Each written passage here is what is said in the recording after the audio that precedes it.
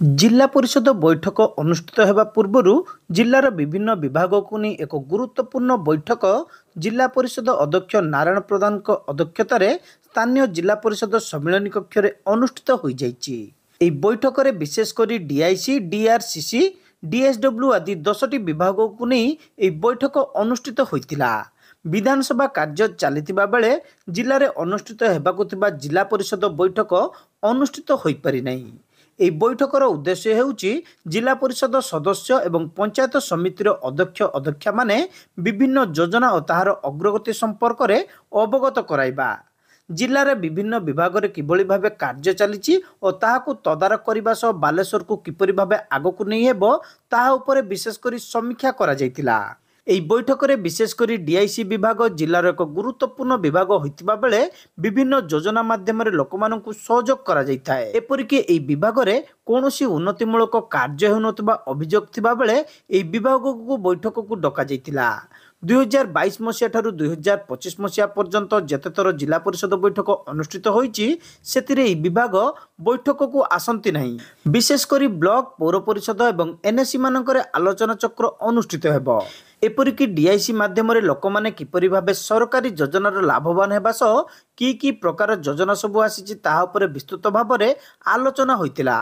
यह व्यतीत आगामी दिन में किभली भाव शिल्पर प्रसार सहित प्रचार हो पारिबो, एथि सहित बेकार युवक युवती माने किभली भाव अधिकरू अधिक रोजगारक्षम हो पारिबे से नहीं सचेतनता कार्यक्रम कराजिबा उपरे गुरुत्वारोप करा जायतिला।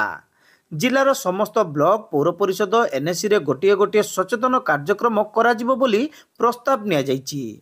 एने कार्यसूची तुरंत प्रदान करने संपृक्त विभाग को मध्य निर्देश दिया जायछि बोली जिला परिषद अध्यक्ष श्री प्रधान सूचना दैछन्ति।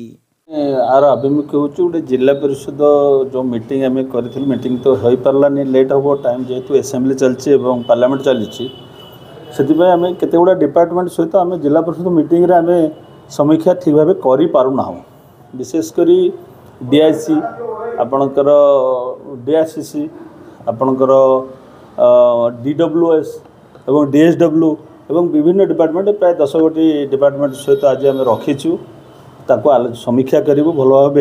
आम जिला परिषद सदस्य एवं पंचायत समितिर अध्यक्ष अध्यक्षा मानक नहीं बैठक करूँ से विषय अवगत कराया तांकर कौन कौन चली आम कार्यक्रम जिले में किभली भाव सब अन्य जो विभाग गुड़िक अच्छी किभली भाव चली तदारख करवा और से विषय को किमिति आगो को बालेश्वर को आगो को जीव से पदक्षेप नापी ये आज समीक्षा बैठक उद्देश्य। डीआईसी को से प्रथम भाव करूँ सी अभियोग करते मुझे रखी आगे डीआईसी रखिलु से 3 वर्ष धरे आमर जिला परिषद ए जो जिला परिषद चली 22 पाखु आज 25 पर्यंत है से थरे भी आसी नथिले सहयोग करनथिले तेणु आज मीटिंग डकाई किभली प्रति ब्लॉक आउ म्यूनिसिपालिटी एनएससी सबुरे किभली भाव गोटे वर्कशॉप करा कौन कौन एक्टिविटी रोचे डीआईसी माध्यम आम कौन कौन लोक मैंने पाँच कौन कौन सरकारी योजना बर्तमान आसी आगामी दिन में किभली भाव में शिल्पर प्रसार हो पार और बेकारी युवक युवती मैंने किभली आत्मनिर्जुक्ति पाइपर अधिकरू अधिक से सचेतन करने आम 12टा ब्लॉक को एवं म्यूनिसिपालिटी एनएससी को गोटे गोटे